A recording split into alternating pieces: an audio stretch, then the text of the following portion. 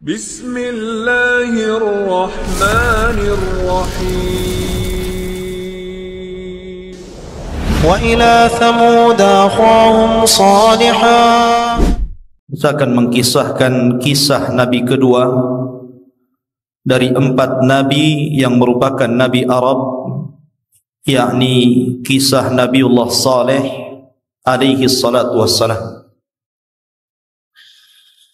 Kita tahu bahwa Nabi Saleh diutus kepada kaum Samud, dan kaum Samud itu masih keturunan kaum Ad, tapi tentu kaum Ad yang saleh, yang baik-baik. Sebab seluruh kaum Ad dihancurkan Allah, tidak ada satupun yang hidup kecuali orang-orang yang bersama Hud yang beriman kepada Allah Subhanahu wa taala. Lah kemudian setelah Hud meninggal dunia, maka kaum Samud mereka tinggal di perbatasan antara Tabuk dan Hijaz. Kalau disebut Hijaz berarti Mekah dan Madinah. Kalau dari Madinah itu sekitar 350 km ke arah perkampungan Samud. Makanya Nabi SAW ketika bergerak membawa pasukan dalam perang Tabuk, maka Nabi SAW melewati perkampungan Nabiullah Saleh, Samud, yang disebut dalam Al-Quran kampungnya disebut Hijr. Makanya ada surah dalam Al-Quran disebut suratu Al-Hijr. Allah mengatakan kadzabat ashabul hijril mursali, di mana orang-orang Hijr ini, yakni kaum Samud, mereka telah mendustakan utusan-utusan Allah. Ma'asyiral muslimin yang dimuliakan Allah Azza wa Jalla, disebutkan dalam surah Al-A'raf ayat 79 atau 73 sampai 79, Allah mengatakan wa ila Thamud akhahum salihan, dan kepada bangsa Thamud Allah utus saudara mereka, menunjukkan bahwa Nabiullah Saleh bukan orang lain tapi bagian daripada kaum Thamud. Sebagaimana Allah Subhanahu wa taala berfirman ketika mensifatkan Nabi sallallahu alaihi wasallam, laqad ja'akum rasulun min anfusikum, telah diutus kepada kalian seorang rasul, Nabi sallallahu alaihi wasallam, dari jenis kalian, dari kalangan kalian, yang namanya orang dari kalangan mereka, tentu mereka paham sifat-sifatnya, paham kehidupannya dari kecil, remaja, dewasa, namanya hidup di situ. Jadi Saleh itu dikenal sejak kecil di kalangan bangsa Samud, karena Saleh itu saudara mereka. Qala ya qaumi ibudullaha ma lakum min ilahin ghairu. Ketika Nabiullah Saleh alaihi salatu wassalam diangkat menjadi nabi dan rasul, maka Saleh sebagaimana nabi-nabi yang lainnya mendakwahkan dakwah tauhid. Sembahlah Allah. Tolong yang di belakang ributnya sampai ke depan suaranya. Jadi sebagaimana para nabi dan rasul mendakwahkan dakwah tauhid, maka Nabiullah Saleh juga demikian. U'budullaha ma lakum min ilahin ghairu. Sembahlah Allah, tauhidkan Allah, karena tidak ada sesembahan selain daripada Allah yang berhak disembah. Seluruh para nabi mendakwahkan dakwah tauhid. Begitu juga Nabiullah Saleh alaihi salatu wassalam. Lah Nabi Saleh ini ikhwan adalah orang yang diharapkan oleh kaumnya sebelum dia diangkat menjadi nabi dan rasul untuk menjadi pemimpin mereka. Karena kebaikan akhlaknya, kecerdasannya, keadilannya dalam keputusannya, mereka mengharap Nabi Saleh itu menjadi pemimpin mereka. Tapi ketika Nabiullah Saleh diangkat menjadi nabi, kemudian mendakwahkan dakwah tauhid, maka dari sinilah orang-orang Tsamud ini mulai mengingkari Nabiullah Saleh, karena agama mereka menyembah berhala. Tiba-tiba Nabi Saleh mengingkari sesembahan-sembahan mereka dan mengajak hanya menyembah Allah saja. Mulailah mereka kemudian marah, sehingga kemudian Allah mengatakan, ya qaumi ibudullaha ma lakum min ilahin ghairuh qad ja'atkum bayyinatun min rabbikum. Sungguh telah datang kepada kalian mukjizat, keterangan dari Rabb kalian. Sebagaimana di zaman Nabi SAW, ikhwan, Nabi itu selalu dituntut mendatangkan keanehan. Ketika orang-orang Quraisy tidak percaya dengan dakwah Rasul, mereka mengatakan, kalau engkau memang seorang Nabi dan Rasul, tampakkan mujizatmu. Maka kemudian Nabi SAW berdoa kepada Allah dan menunjuk bulan. Tiba-tiba bulan terbelah menjadi dua. Kurang apa lagi itu? Bulan terbelah menjadi dua. Lebih hebat dibandingkan Musa alaihi salatu wassalam yang hanya membelah lautan. Tapi apa jawaban orang-orang musyrik yang tadinya mereka mengatakan, kalau engkau tampakkan keajaibanmu kami beriman? Tiba-tiba setelah ditampakkan mereka mengatakan, zahara sihru Muhammad. Lihat, sihirnya Muhammad telah tampak, katanya. Kurang ajar enggak? Mereka mengatakan, kalau engkau menampakkan keanehan kami beriman. Sudah dikasih keanehan malah mengatakan zahara sihru Muhammad, telah tampak sihirnya Muhammad. Lah begitu juga orang-orang Tsamud. Mereka mengatakan kepada Nabiullah Saleh alaihi salatu wassalam, kalau engkau seorang nabi, tunjukkan mujizatmu. Maka Nabi Saleh mengatakan, taib, apa yang kalian kehendaki? Ditawarkan. Kata kaumnya, keluarkan dari batu ini unta. Kemudian bukan unta saja, bukan satu unta, tapi unta dengan anaknya. Jadi keluar induknya dan anaknya sekalian dari batu. Maka Nabi Saleh mengatakan, taib, kalau seandainya aku kabulkan permintaan kalian, aku keluarkan unta dari bebatuan ini, apakah kalian akan beriman kepada aku? Serentak mengatakan, ya, kami akan beriman. Maka Nabi Saleh salat 2 rakaat, kemudian memohon kepada Allah Subhanahu wa ta'ala. Tiba-tiba keluar dari batu itu unta yang sangat besar, kemudian diikuti anaknya dari belakang. Luar biasa. Tapi apa yang terjadi dengan kaum Saleh? Mereka sudah berjanji itu, kalau Nabiullah Saleh berhasil mengeluarkan unta dan juga anaknya, mereka akan beriman. Justru jumhur, sebagian besar di antara mereka mengingkari, dan hanya sedikit yang beriman dari kalangan orang-orang lemah. Begitulah tabiat orang kafir. A'angzartahum am lam tunzirhum la yu'minun. Kau berikan peringatan kepada mereka ataupun tidak, tetap mereka tidak beriman. Seperti kisah di zaman Rasul, seorang pegulat Arab hebat namanya Rukana. Rukana ini selalu ikut adu tanding, dan itu budayanya orang-orang Quraisy. Bergulat itu sudah budaya mereka. Dan pegulat hebat yang dibanggakan orang Quraisy itu namanya Rukana.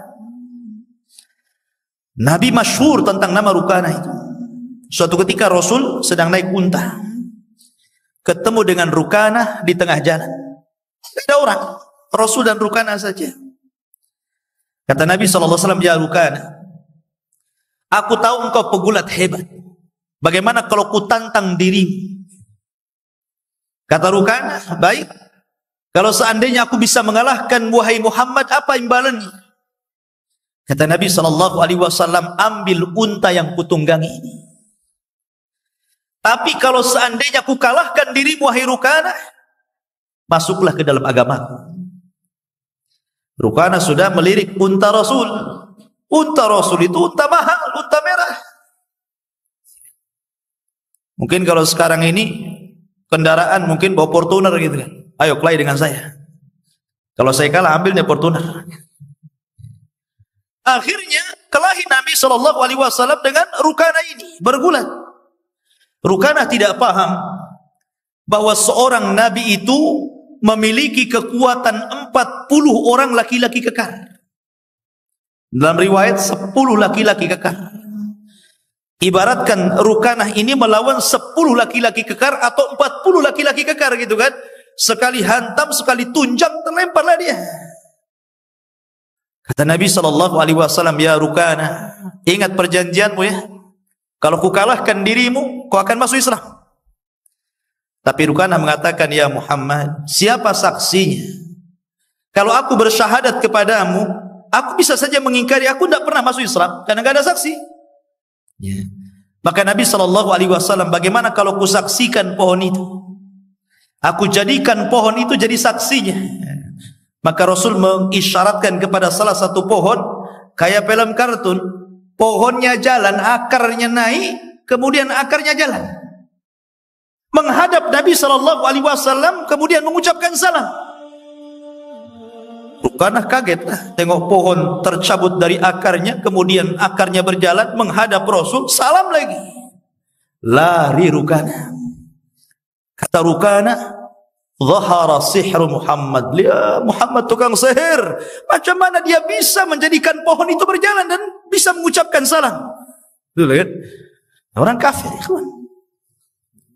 Maka ketika unta saleh ini keluar, dan ini unta bukan unta biasa, makanya Allah mengatakan dalam Al-Quran, hadhihi naqatullahi lakum. Ini unta Allah. Seperti Baitullah disandarkan kepada Allah, menunjukkan ini bukan unta biasa.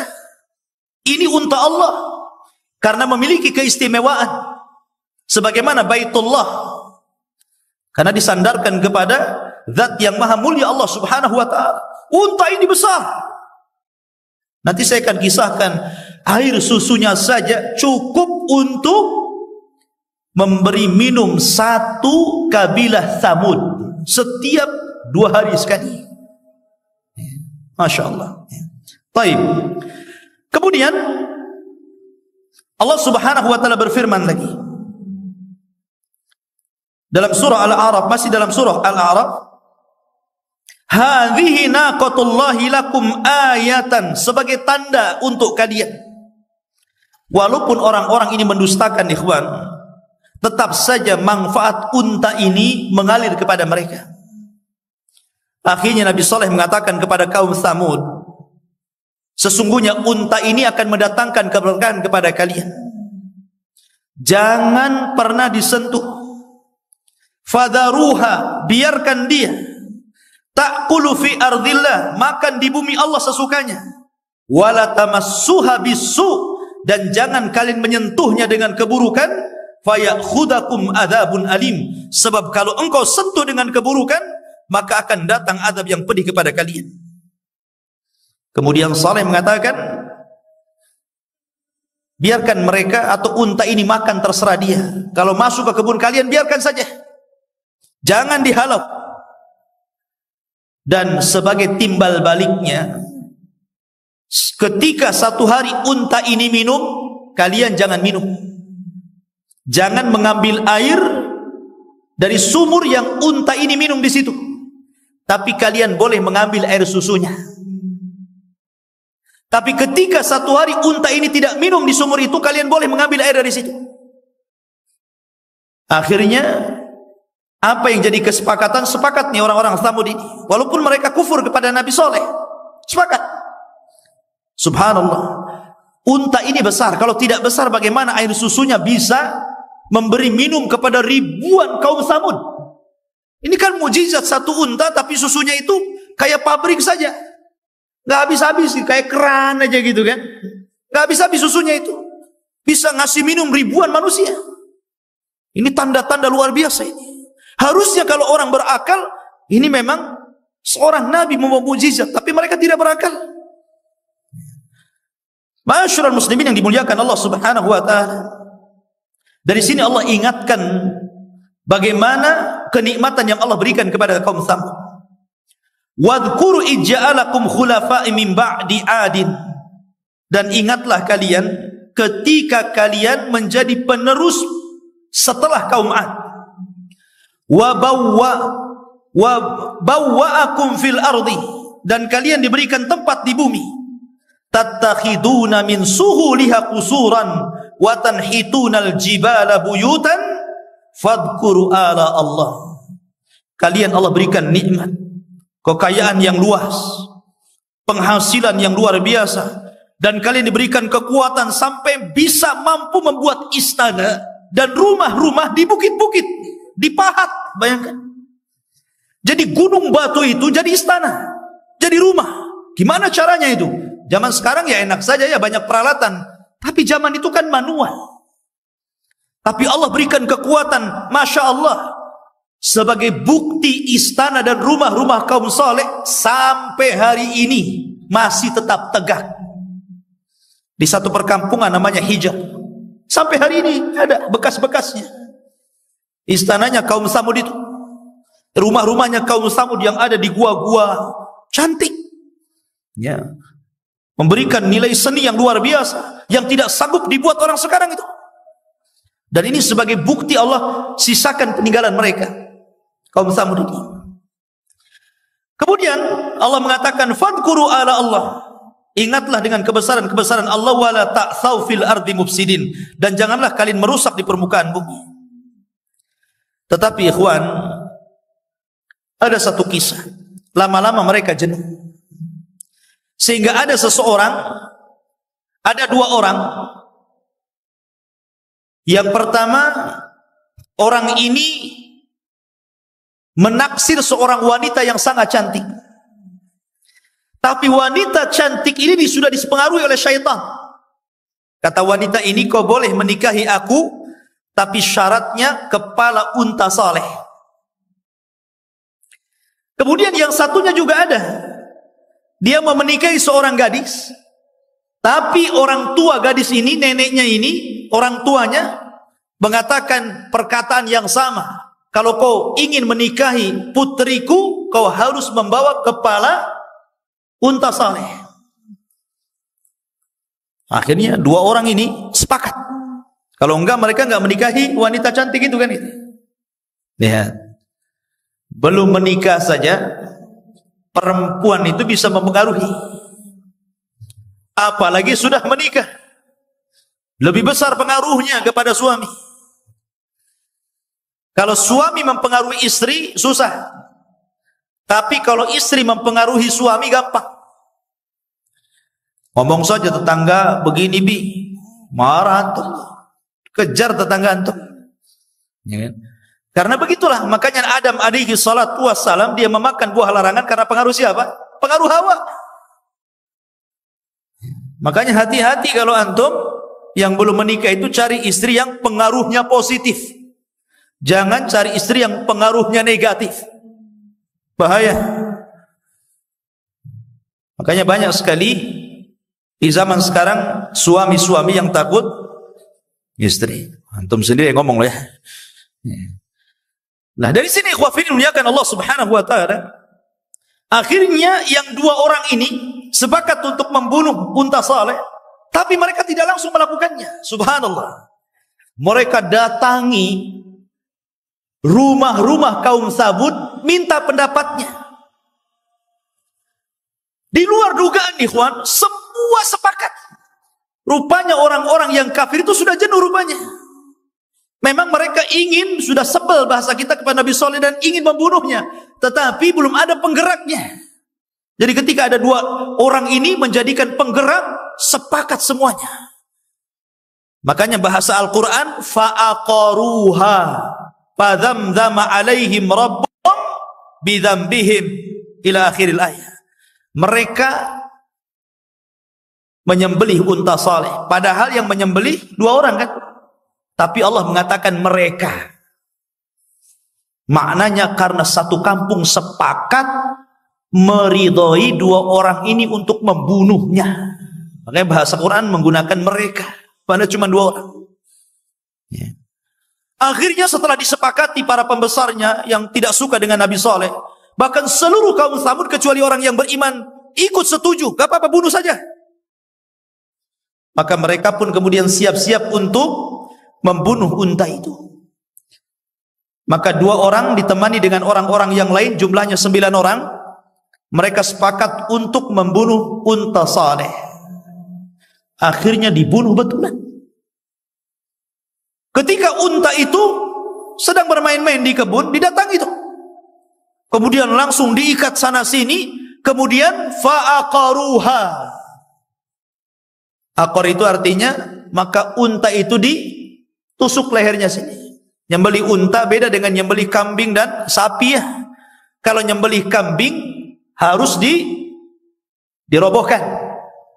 Nyembelih sapi juga dirobohkan. Kalau unta nggak dirobohkan. Unta itu suruh duduk.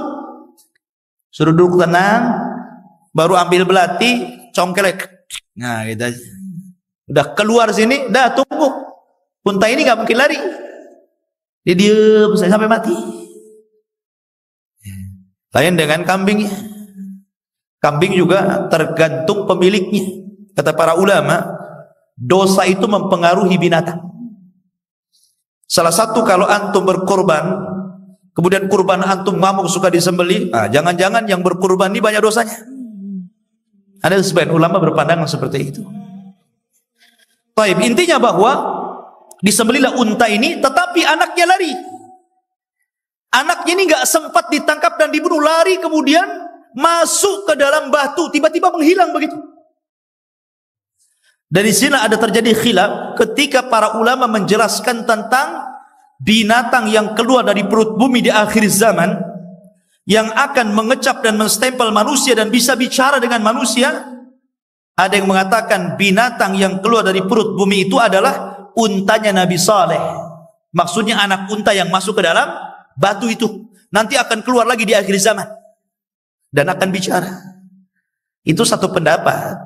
Walaupun pendapat yang kuat tentang binatang yang bicara di akhir zaman itu bukan unta Nabi Saleh, tapi binatang sendiri yang sangat besar, yang ketika muncul dari perut bumi, kepalanya nempel di awan, padahal kakinya belum keluar dari bumi, saking besarnya.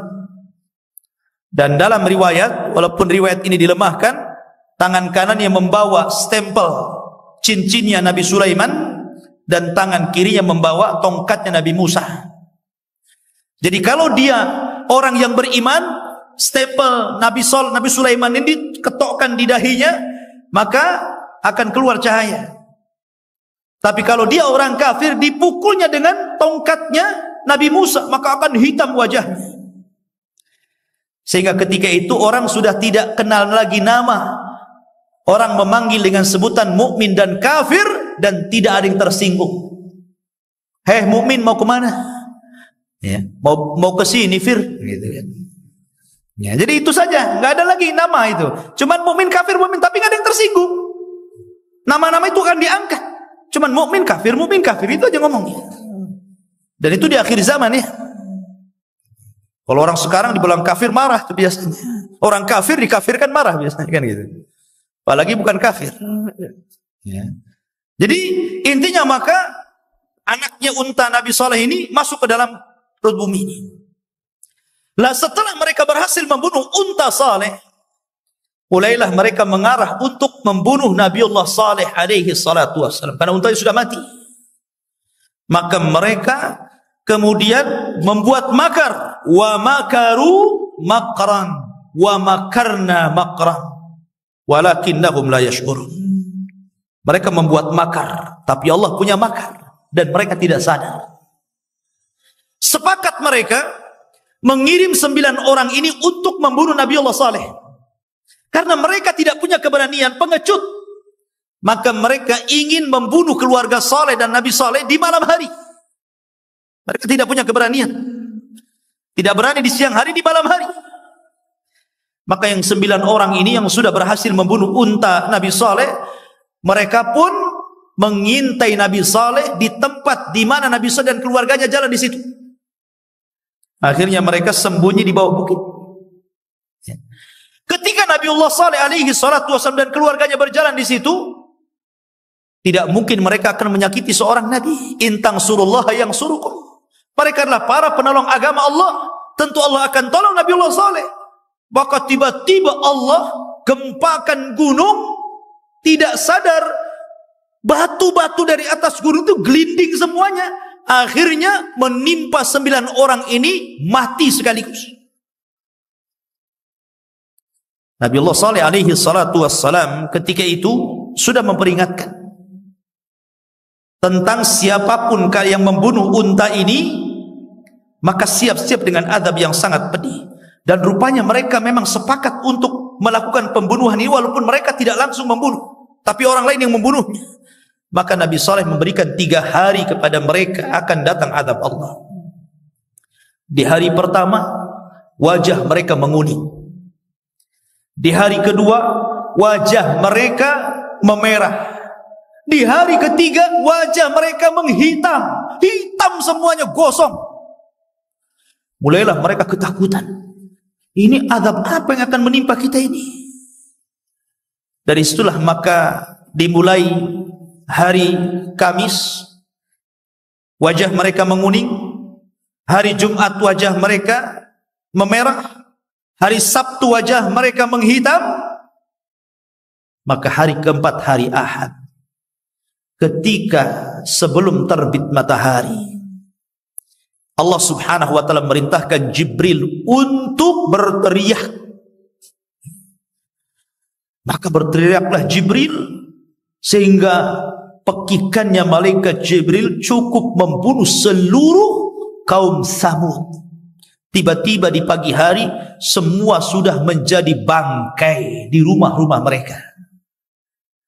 Itu hukuman Allah subhanahu wa ta'ala kepada kaum Samud. Maka kemudian Nabi Saleh membawa para pengikutnya untuk pergi dari situ. Makanya Nabi SAW melarang, tidak boleh kita melewati tempat-tempat yang diazab Allah. Jangan. Karena heran nih, antum tahu Laut Mati. Laut Mati itu kan tempat diazabnya kaum Lut, kaum Sodom. Tapi hari ini dijadikan tempat wisata. Mandi lumpur di situ. Rasul mengatakan jangan lewat. Tempat-tempat yang mengundang azab itu jangan antum main-main di situ. Antum main-main ke tempat wisata yang di situ banyak kesyirikan gitu kan, tidak perlu. Ya. Karena dikhawatirkan ketika antum datang ke situ azab Allah menimpa antum, itu yang kita khawatirkan. Fattaqu fitnatan la tusibanna alladziina zalamu minkum khassah. Takutlah akan fitnah kalau menimpa kalian bukan orang zalim saja yang akan mati, tapi orang baik pun terkena imbasnya, kata Allah. Maka dari kisah Nabiullah Saleh alaihi salatu wassalam ada pelajaran besar, di mana kita harus mengikuti syariat Islam ini sami'na wa ata'na. Sebagaimana Nabi Saleh alaihi salatu wassalam mengajarkan kepada kaumnya, akibat tidak mendengar nabinya, akhirnya Allah kirim azab kepada mereka. Ini kan azab tidak mungkin ikhwan ditimpakan kecuali karena maksiat mereka. Di zaman Rasul pernah perang Uhud. 40 pemanah diletakkan di mana? Di Bukit Ainain. Kata Nabi SAW, jangan kau bergerak dari sini sampai menang peperangan ini. Tapi rupanya ketika itu Khalid bin Walid masih kafir dan menjadi jenderalnya orang-orang kafir Quraisy. Dia itu jago siasat perang Khalid ini, baik di masa jahiliyah atau di masa Islam. Ketika pura-pura kalah pasukan orang-orang kafir, kemudian harta ghanimah banyak dibawa, maka 40 pemanah ini ke bawah, ya, ikut mengejar musuh bersama orang-orang yang di bawah. Luar biasa Khalid ikhwan. Antum kalau pernah umrah, Bukit Uhud itu lebar, tinggi, besar. Dari Madinah nampak Bukit Uhud itu. Macam mana Khalid bisa memutar balik, ya, mengelilingi gunung yang sangat besar dan panjang, kemudian bisa menempati tempat para pemanah kaum muslimin. Ini yang menjadi keajaiban luar biasa. Macam mana Khalid bisa gitu loh maksudnya. Kalau bukan karena kecerdasan Khalid dalam berperang. Makanya ketika zaman Abu Bakar Siddiq radhiyallahu an, resmi Khalid diangkat jadi Kapolri. Dialah yang memimpin seluruh pasukan dan tidak pernah kalah dalam peperangan. Sehingga tambatan hati kaum muslimin akhirnya sangat tertarik dengan Khalid, seolah-olah kalau Khalid jadi pemimpin perang pasti menang. Dari sinilah Umar bin Khattab tidak mau. Tauhidnya kaum muslimin rusak. Maka ketika Umar jadi khalifah, dipecat Khalid, digantikan Abu Ubaidah ibnul Jarrah. Bukan tidak ada alasan. Umar tahu kecerdasan Abu Bakar, memilih orang-orang yang tepat di posisinya. Tapi Umar ingin menyelamatkan akidah manusia. Kalau tetap Khalid menjadi panglima perang, maka akan mempengaruhi tawakal kaum muslimin. Mereka boleh jadi tawakal kepada Khalid dan tidak bertawakal kepada Allah. Ini kalau Khalid jadi pemimpin pasti menang. Nah, ini kan bahaya. Makanya Umar mencopot jabatan Khalid dan menggantikan dengan Abu Ubaidah ibnul Jarrah. Tapi pencopotannya tidak diketahui Khalid. Suratnya disembunyikan oleh siapa? Oleh Abu Ubaidah. Supaya tidak mengacaukan perang. Coba. Umar memberikan surat pemecatan kepada Abu Ubaidah, tapi sama Abu Ubaidah disembunyikan tuh suratnya. Sehingga seolah-olah dalam peperangan itu masih dipimpin Khalid. Dan Allah menangkan dalam perang Qadisiyah, sehingga Baitul Maqdis takluk di tangan kaum muslimin. Ya kan? Dari sini ikhwah fillah muliakan pelajaran besar. Kalau orang menyimpang dari agama Allah, mulai menjauh daripada syariat Allah, meninggalkan sunnah Rasul sallallahu alaihi wasallam, di zaman Rasul saja terjadi kekalahan. Apalagi di zaman sekarang yang Rasul sudah 14 abad yang silam meninggalkan kita umatnya. Hud kalau dilihat daripada nasab kepada Nuh, dia adalah cucu Nuh yang keempat. Jadi Nuh punya anak, anaknya punya anak, anaknya punya anak, lah Hud ini yang keempat dari keturunan Nuh alaihi salatu wassalam. Artinya dia generasi keempat dari Nuh. Dan subhanallah, sebenarnya ketika Allah subhanahu wa ta'ala menyelamatkan Nuh dan pengikutnya yang sedikit itu kemudian beranak pinak setelahnya, generasi kedua, ketiga, mereka masih mentauhidkan Allah. Karena mereka masih mendapatkan cerita bapak-bapak mereka bagaimana Allah mengirim azab kepada kaum Nuh. Tapi syaitan ini sekali lagi cerdas, ikhwan. Dia menggoda Bani Adam itu khutuat, selangkah demi selangkah. Akhirnya kemudian ketika generasi berlalu sampai 3 generasi, mulailah syaitan kembali menguasai kaumnya Nuh. Setelahnya kaumnya anak-anaknya Nuh alaihi salatu wassalam, sampai kepada kaum yang disebut dengan Ad. Disinilah kemudian mereka kembali menyembah berhala, menyembah patung, tidak lagi menyembah Allah subhanahu wa ta'ala. Maka dari sini Allah subhanahu wa ta'ala menjelaskan di dalam Al-Quranul Karim, seperti disebutkan dalam surah Asy-Syu'ara ayat yang ke 123 dan 127. Dari 123 sampai 127 Allah subhanahu wa ta'ala berfirman, kadzabat adun al-mursalin, telah mendustakan kaum Ad terhadap para rasul. Coba perhatikan nas Al-Quran di sini. Rasul yang diutus kepada kaum Ad itu cuma satu, Hud namanya. Tapi bahasa Al-Quran menggunakan kalimat jama', telah mendustakan kaum Ad para rasul. Pada rasulnya cuma satu. Kenapa jadi para rasul di sini? Kan tidak banyak rasul yang dikirim kepada kaum Ad, hanya satu saja, kaum Hud. Bahasa Al-Quran ketika mengatakan bahwa kaum Ad telah mendustakan para rasul, karena siapapun di antara manusia yang mendustakan satu utusan Allah, berarti dia telah mendustakan seluruh utusan Allah. Sama dengan bahasa, siapa yang mendustakan satu ayat dalam Al-Quran, berarti sama dengan mendustakan seluruh Al-Quran. Itulah bahasa Quran seperti itu. Ya. Kemudian Allah mengatakan, idh qala lahum akhuhum, ketika Nabi mereka Hud berkata kepada kaumnya Ad, ala tattaqun, kenapa kalian tidak takut kepada Allah? Kenapa kalian tidak takut kepada Allah? Inni lakum rasulun amin. Saya ini hanya sekedar utusan Allah yang menyampaikan amanah Allah. Itu saja. Fattaqullaha wa ati'un, maka bertakwalah dan taati perintahku. Wa ma as'alukum alaihi min ajrin in ajriya illa ala rabbil alamin. Saya tidak minta upah kepada kalian, karena saya hanya meminta upah kepada Allah subhanahu wa ta'ala. Seluruh para nabi, ikhwan, mereka mendakwakan dakwah tauhid, termasuk Hud alaihi salatu wassalam.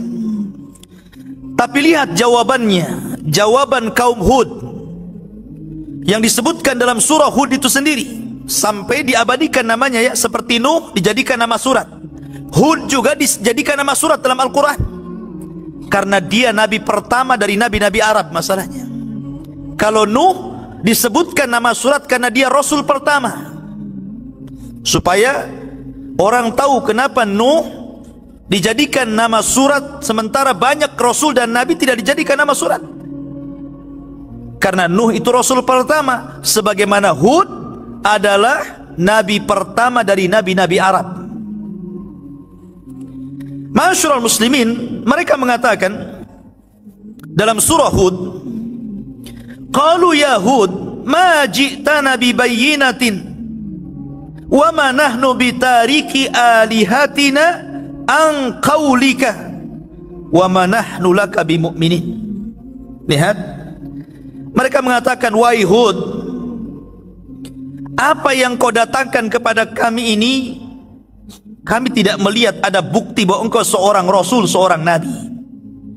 Bahkan kami tidak akan pernah meninggalkan Tuhan-Tuhan kami gara-gara ucapan, dan kami tidak akan beriman selamanya. Nih penyimpangannya di sini. Pertama, tidak percaya dengan utusan Allah. Yang kedua, tidak mau meninggalkan Tuhan-Tuhan mereka. Dan yang ketiga, mereka tidak mau beriman kepada apapun yang dibawa seorang rasul kepada mereka. Inad, ikhwan, takabur, sombong. Bahkan lebih parah lagi, mereka mengatakan, inna qula illa taraka ba'du alihatina bisu'in.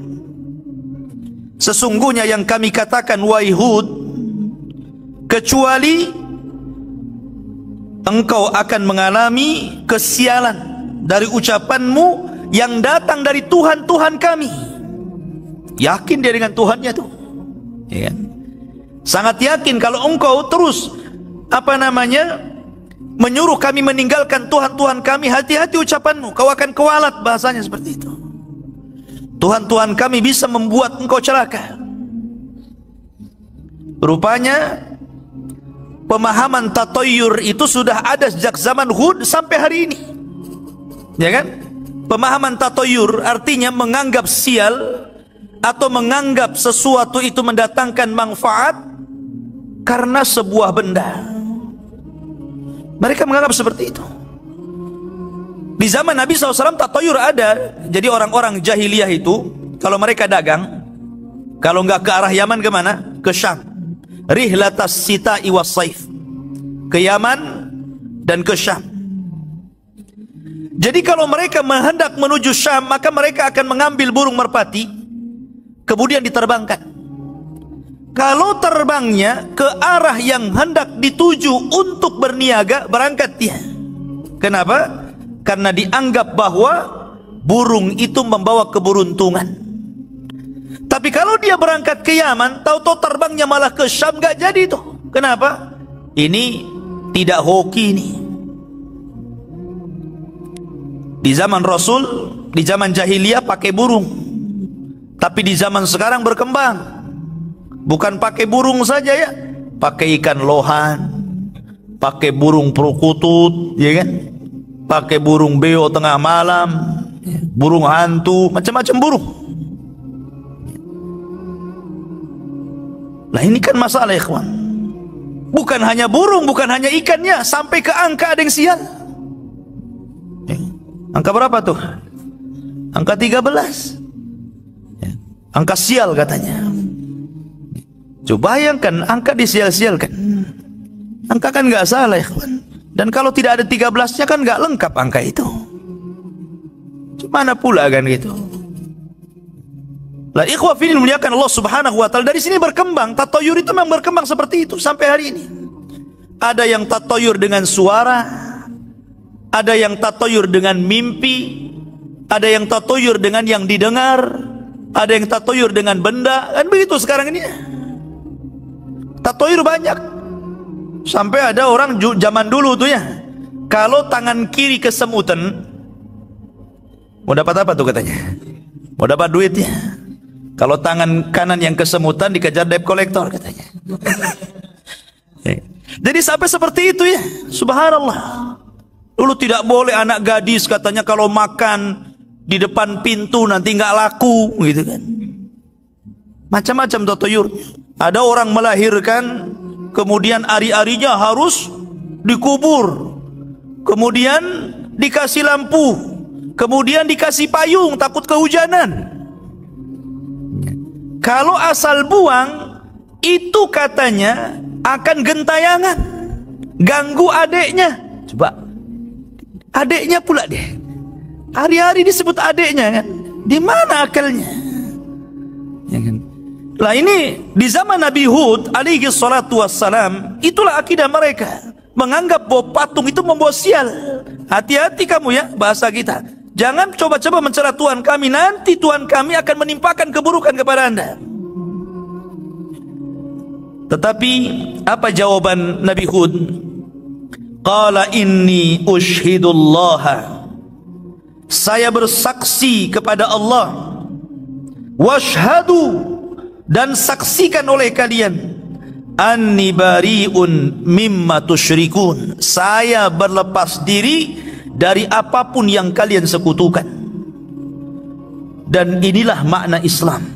Bagian makna Islam itu apa? Al-bara'atu minasyirki wa ahli. Orang itu harus berlepas diri dari kesyirikan dan para pelakunya. Bukan hanya kesyirikannya saja, pelakunya pun antum harus jauhi. Pamannya antum punya tetangga dukun, jelaslah kan. Selain dukun bayi ya jelas pakai jin ya. Jangankan dukun-dukun, tukang urut itu kadang-kadang begitu. Sebelum ngurut apa yang dibaca? Ya kan? Bentar Ustadz doa dulu katanya. Tapi nggak mau dibunyiin doanya. Waswes gitu. Ah sudah diurut. Sampai saya pernah punya pengalaman, ada tamu dari Singapura. Kemudian kalau nggak salah Abu Syifa nih yang undang tukang urutnya. Jadi ceritalah ini kawan-kawan tamu ini. Katanya kalau ingin hilang pegal-pegalnya, saya bisa pindahkan penyakit abang ke ayam katanya. La ilah.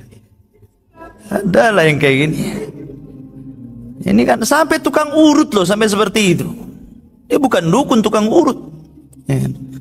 Nah makanya di sini ikhwah fillah muliakan Allah Subhanahu wa taala, intinya bahwa Nabi Hud alaihi salatu wassalam mengajarkan kepada kita makna Islam. Bagian makna Islam adalah berlepas diri dari kesyirikan dan para pelakunya. Itu harus tinggalkan.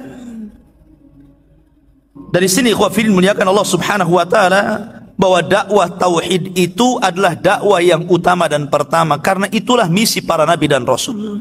Walaqad ba'atsna fi kulli ummatin rasulan an i'budullaha wajtanibut taghut. Tapi apa yang terjadi dengan kaum Ad ini? Kaum Ad itu terus menentang.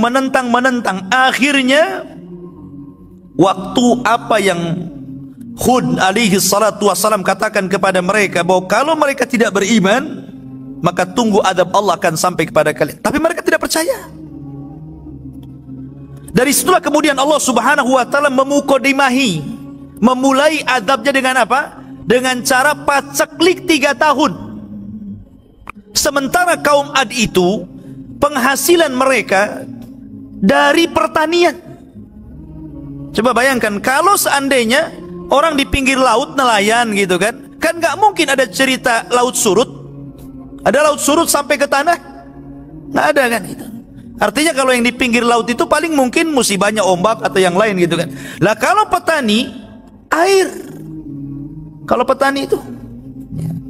Makanya ikhwafin muliakan Allah Azza wa Jal, ketika kemudian sebuah pertanian tidak dialiri air, pasti masalah. Apalagi 3 tahun. Bayangkan saya, kita nggak hujan 3 bulan saja susah. 3 tahun nggak hujan, ya kering kelontang lah. Akhirnya sudah mulai kelaparan, binatang pada mati, mereka sendiri sudah sebagian mereka mati gitu. Maka mereka, sementara Hud ini sudah meninggalkan kaum Ad karena tidak mau lagi berdakwah kepada mereka. Safar Hud ini kemana? Ke Mekah ya, karena dia di Hadral Maut. Ad itu antara Hadral Maut dan Oman. Dan sekarang satu-satunya jalur yang paling aman di Yaman itu lewat Oman, karena Son'a sudah dikuasai orang-orang Houthi, orang-orang Syiah. Jadi kalau orang ke Yaman lewat jalur Oman. Makanya orang-orang Hadrul Maut dekat ke Oman. Dari situlah kaum Ad. Lah Hud sudah pergi tuh, ketika azab Allah mau datang, Hud pergi membawa kaumnya yang beriman kemana? Ke Mekah. Dan tinggal di Mekah. Lah setelah 3 tahun paceklik, mereka akhirnya kelaparan. Maka 7 orang yang dianggap paling baik dari kaumnya ini berusaha untuk datang ke Mekah. Karena di Mekah itu bagi mereka ada berhala-berhala yang sangat mulia, lebih mulia dibandingkan berhala yang mereka sembah di Yaman. Kan? Jadi ada kelasnya juga berhala itu. Ada kelas 1, kelas 2 gitu kan. Perangkat mereka. Sampai di Mekah kemudian mereka meminta kepada patung-patung yang ada di sana supaya dihilangkan. Ini sudah dimatikan masih juga ya. Suara apa ini? Jadi supaya dihilangkan musibah yang ditimpakan kepada mereka. Ketika mereka meminta kepada berhala-berhala mereka, disinilah ada suara dari langit. Seolah-olah suara itu mengijabah doa mereka. Suara itu mengatakan, apa yang kalian kehendaki? Maka mereka mengatakan, kami ingin hujan. Kemudian ditawarkan, baik kami akan kirim awan yang berbagai macam warna. Ada warna putih, ada warna hitam, ada warna kuning, ada warna merah. Mau yang mana kalian? Maka mereka mengatakan, kami ingin awan yang berwarna hitam. Alasannya, kalau awan berwarna hitam itu lebih banyak kandungan hujannya. Dari sini menunjukkan apa? Allah itu memberikan istidraj dulu, keinginannya dipenuhi dulu. Makanya orang kafir itu, kalau ada orang mengatakan enak kali orang kafir itu, hidupnya senang, gak pernah ditimpa musibah gitu kan. Kita ini sudah beriman, musibah banyak. Ya. Salahnya di mana ini? Padahal Allah mengatakan, wa kana haqqan alaina nasral mu'minin. Adalah kewajiban Allah menolong orang-orang yang beriman. Rasanya nggak ditolong-tolong saya ini, padahal sudah beriman. Innallaha yudhafi'u 'anil ladzina amanu. Allah akan menjaga orang-orang yang beriman. Bahkan Allah mengatakan, man 'amila amalan min dzakarin aw untha wa huwa mu'minun falanuhyiyannahu hayatan thayyibah wa lanajziyannahum bi ahsani ma kanu ya'malun.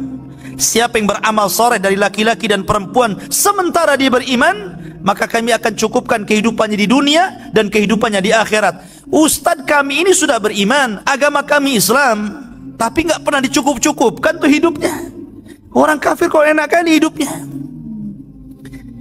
Antum harus paham istilah istidraj. Istidraj itu Allah sengaja membiarkan orang itu di atas kenikmatan sampai kepada waktunya Allah akan azab orang itu. Itu nama istidraj. Begitu juga dukun. Kalau jadi dukun meramal kok benar terus, itu istidraj artinya. Karena tidak semua dukun juga Benar ramalannya kan? Mungkin yang benar satu, yang 99 itu dusta. Nah, ini istidraj. Di sini ada pelajaran istidraj. Akhirnya kemudian dikirim, ya sudah kalian pergi ke Yaman. Nanti awan ini akan kukirim kepada kalian. Oh, senang mereka. Senang. Sampai di Yaman, di Ad, mereka kemudian memberitahu bahwa berhala-berhalanya akan mengabulkan permintaan mereka. Datanglah awan, jalan tuh. Semua orang keluar. Coba bayangkan. Semua orang keluar. Mereka tidak tahu bahwa awan hitam itu dikirim oleh Allah untuk mengadab mereka. Mereka sangka awan itu untuk membawa berkah. Keluar semuanya. Tapi ada seorang wanita tua yang paham. Ini gelagatnya beda ini.